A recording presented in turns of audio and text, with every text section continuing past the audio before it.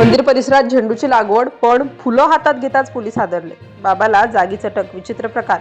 शेतकऱ्यांनो आताच पहा. एका मंदिराच्या परिसरात घडलेला हा प्रकार इतका विचित्र आहे की सुरुवातीला कुणालाच विश्वास बसणार नाही. सकाळची वेळ होती. मंदिरात नेहमीप्रमाणे काही लोक दर्शनासाठी येत होते. रंगीबेरंगी रोपटी, शांत वातावरण आणि धार्मिक स्थळ असल्यामुळे कुणाला संशय येण्याचं कारण नव्हतं. पण काही दिवसांपासून काही हालचालींबद्दल चर्चा सुरू होती. मंदिर परिसरात सतत काही अनोळखी लोक येत असल्याच्या चर्चा स्थानिकांमध्ये सुरू होत्या. काहींना वाटलं भक्तांची गर्दी असेल, काहींना वाटलं धार्मिक कार्यक्रम सुरू असतील, पण काही लोकांच्या मनात प्रश्न निर्माण होऊ लागले. नेमकं इतकं काय सुरू आहे या ठिकाणी? मात्र धार्मिक स्थळ असल्यामुळे सुरुवातीला कुणीही थेट निष्कर्ष काढला नाही. मंदिरात राहणारा पुजारी स्वतःला आध्यात्मिक गुरु म्हणून ओळख करून द्यायचा. गावात त्याच्याकडे काही लोक आदराने पाहायचे.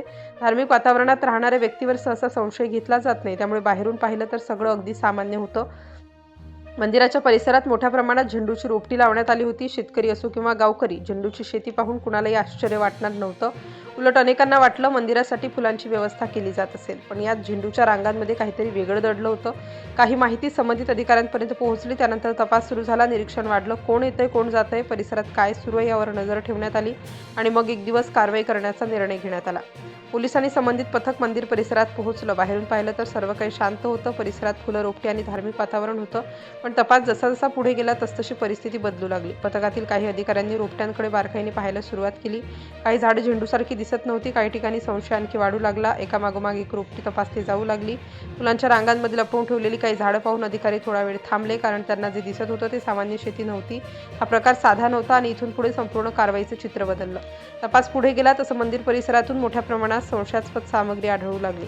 फक्त काही झाडांचा प्रश्न नव्हता. इथे व्यवस्थित नियोजन करून काहीतरी मोठं सुरू असल्याचा संशय अधिक मजबूत झाला.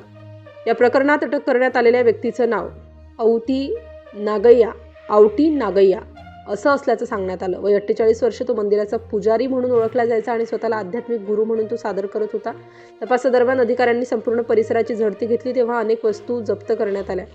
रोपटी, सुका माल, बिया, रोकड, वजन काटा आणि इतर साहित्य सापडल्याची माहिती समोर आली. पोलिसांनी केलेल्या कारवाईत तब्बल 685 रोपटी आढळल्याचं सांगितलं गेलं. त्यासोबत 17.5 किलो सुका माल, जवळपास 1 किलो बिया आणि इतर साहित्यही जप्त करण्यात आलं. कारवाई दरम्यान जवळपास 30,000 रुपयांची रोकड आणि डिजिटल वजन काटा सापडल्याने तपास अधिक गंभीर बनला. कारण या सगळ्यामुळे फक्त लागवडच नव्हे तर विक्रीशी संबंधित संशयही पुढे आला. या कारवाईचं नेतृत्व संबंधित विभागातील अधिकाऱ्यांनी केल्याचं सांगण्यात आलं. मंदिर परिसरात सुरू असलेल्या या प्रकाराचा पर्दाफाश झाल्यानंतर स्थानिकांमध्ये आश्चर्य व्यक्त केलं जाऊ लागलं. ही घटना घडली आहे तेलंगणामधील संगारेड्डी डिस्ट्रिक्ट परिसरातील. गावातील अनेकांना धक्का बसला, कारण धार्मिक स्थळ, पुजारी आणि भक्तीच्या वातावरणात अशा प्रकारचा आरोप समोर येईल असं कुणालाही वाटलं नव्हतं. अनेक जण या प्रकरणाबद्दल चर्चा करू लागले. या घटनेमुळे एक प्रश्न पुन्हा समोर आला. बाहेरून दिसणारं सगळंच खरं असतं का? एखादी जागा धार्मिक आहे म्हणून तिथं घडणारं प्रत्येक काम योग्यच असेल असं गृहीत धरणं योग्य आहे का?